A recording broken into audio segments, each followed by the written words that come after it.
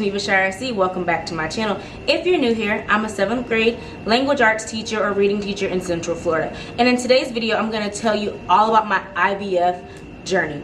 Alright, so before I tell you about my IVF journey, you might want to know a little bit of backstory about me. So we're going to jump into the backstory. It may be a part 2 on this. I'm not sure how it's going to go, but we're going to try to do like a one take. So if I stumble over my words or something like that, just bear with me because it's a lot. I'm gonna sit back. So disclaimer, I'm not a doctor, nurse, or anything like that, and I'm not trying to be. So if I don't say the right terminology, or if you think, I don't know, just consult with your doctor if you're going on this journey. Alright, so I'm going to take it back to like middle school. That is when I had my first menstrual cycle back in middle school. I wasn't regular during that time. I think I came on like maybe 7th grade once, maybe 8th grade once, a few times in high school, but all throughout like middle school, high school, I've always been irregular. I just thought it was because maybe I played sports. I was kind of an active person. I was a cheerleader. I did track for a little bit. I tumbled and things like that. So I just thought it was normal. Mom always said, oh, gymnasts don't have a normal cycle. so I just thought it was due to that. So senior year of high school, I got on the Mirena, the IUD, birth control. I stayed on that for about a year. I didn't really like it. It was uncomfortable to me. I never got used to it. I just didn't like it. So a year later, I went back to my doctor. I wanted something else. She suggested the copper IUD. I was like, okay. So it was the same type of thing, but with the copper IUD, it made me have a cycle for like 2 months, and I'm just like, okay, I don't want to be on birth control. I don't know what it's doing to my body, but obviously my body is rejecting it because I don't like it. I should not be having a cycle for 2 months. So that was that. So that was probably about 2012 or 11 when I got off the last birth control I've ever taken for that period of time. Then in 2014, I was going to do my annual with my doctor, and I go in. It was about, I know it was before summer break. It was maybe like April or May, because I don't know, I just remember it was like being in April or May. And she was like, oh yeah, you'll probably never be able to have kids, because she was like, what's new with you? I was like, yeah, I'm still irregular, whatever. So she's doing her normal pap smear, and she's like, oh yeah, you'll probably never be able to have kids. And I'm like, what? She never explained anything, never did blood work, never did an ultrasound, never did a thyroid, like never did any of the tests. She just said, oh, you're irregular still?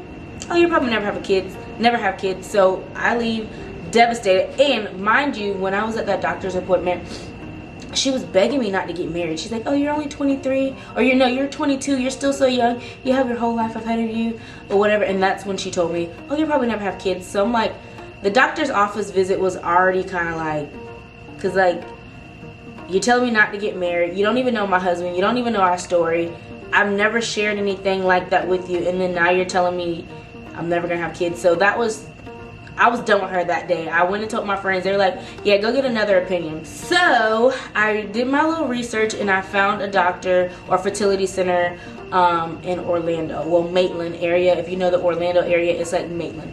So my mom and I go there, and we talk with him, and I tell him what my doctor told me. He's like, well, did she do this test? Did she do this test? Did she do this? I'm like, no, she never did any of that.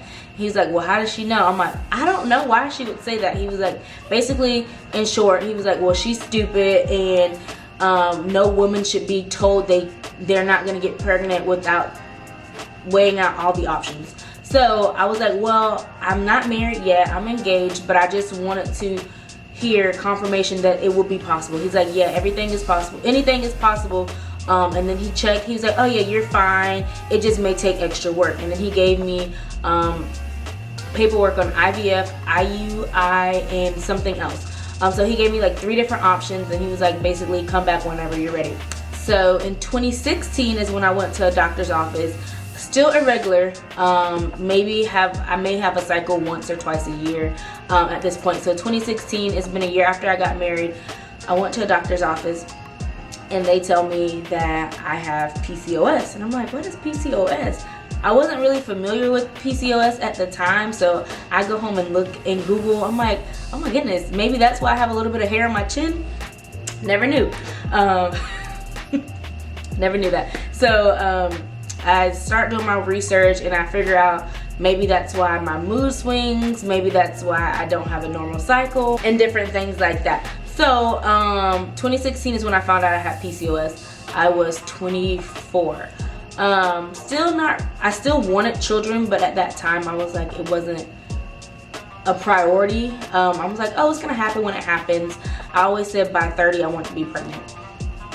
So during this time wasn't the best time to have a child. It was just like a lot of rocky times with. Alright y'all, so sorry if the quality has changed. I had to go get my other camera because I don't know, it died and I'm like, I never even used that camera. So like I was saying, like things weren't the best between like marriage and stuff like that from like 2016. We were still trying to figure each other out, so bringing a baby into the mix just wasn't the best idea, which is fine. So I was going to a clinic called YESSSSS clinic in my county, and she put me on birth control and metformin. It was the worst pain I've ever experienced. I literally woke up one morning, I'm like, I cannot go to work. I physically cannot go to work. Like, my stomach was hurting, I felt nauseous, I just was sick. Birth control, taking birth control pills. I guess I should have explained that I took birth control a little bit on and off during high school, but they made me very sick as well. So taking birth control, she's like, I'm gonna give you the lowest dosage. I'm like, it just never sat well with my stomach, don't like it. And then mixing with the metformin, I was just very, very ill. And then I didn't understand why I was taking birth control if I was trying to get pregnant. So that just never sat well with me. And so this was like 2017, 2018 when I was taking birth control and the metformin and stuff like that. And she was like, oh, this is an easy fix and things like that. And I'm just like, okay, but it's still not working.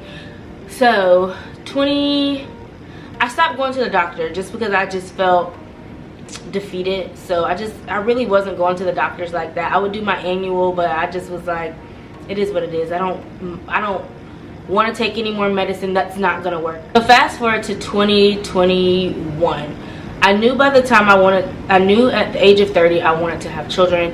I always said by 30 I want to look into like IVF or IUI. So March 13th, my husband and I, we went to the fertility center of Orlando. My doctor is Dr. McNichols. I really was looking for someone who was black as well. I don't want this to be like a race thing, but I feel like every time I went to doctors that weren't my race, didn't really care or really wasn't trying to get me pregnant. I feel like they were just trying to give me pills and make me spend more money that I didn't need to spend. Like, I don't know, that's how I just felt. So I feel at peace going to this doctor's office that they're actually like trying and that they're moving the process along and not just giving me pills after pills after pills hoping that something will like eventually work, because I've already taken all those pills and they haven't worked yet. So what's next? Like, are we going to keep giving me the same medicine that I've already taken? So I feel really at ease going to this doctor's office. And so we went March 13th. When I went, he was about to make me do the same thing, and then I was like, look, I've already done that. And then he was like, okay. And so he gave me an ultrasound that day and took my blood work, and then I had to take okay, I'm gonna butcher this name, but I'm gonna put it right here. I don't think there's a J in it. Progesterone. I don't know. I'm gonna put it right here. Anyways, I took that for 10 days, and that was supposed to make your menstrual cycle come on. Like I said, I'm irregular, and it just doesn't happen for me. So I needed to take those 10 pills every single day for 10 days. And the first day of your cycle, you're supposed to call back. Well, my cycle came on like a Saturday or Sunday. So I called Monday. She goes, oh, can you come in tomorrow? Great. And so I was like, I gotta work. And but anyways, I went in the next day, and they're like, okay, so we're gonna start the IVF process right now, and blah blah blah. I'm just like, whoa, this soon? And they were telling like how much it costs and everything like that, and that'll be in the part 2 video of this one. But anyways, so yeah, that's a little bit of my backstory. I just wanted you to kind of like know how long I've been dealing with this, and the routes that I've taken. I hope it makes sense when I go back and edit it. I hope I'm not doing a whole bunch of rambling, but I know like when people just come on and start talking about their journey, like what happened prior. So that's why I want to do this a little bit of backstory for you guys. And then in the next video, I'm gonna tell you like the IVF, like cost, prescription that they prescribed me, my feelings towards that, and all that. So I hope you enjoy this video. Make sure you thumbs up. Leave me a comment down below if you want to reach out to me. I'm gonna put my email address right here as well, or DM me on Instagram. I am very vocal about this topic. I don't mind sharing. I don't mind listening to your stories. But if you can leave comments below, but sometimes they say waiting for approval, so I don't see them all the time.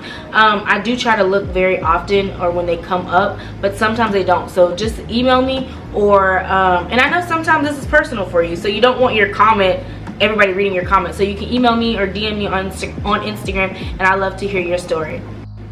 So thank y'all for watching this video, and I'll see you in the next video. Bye y'all.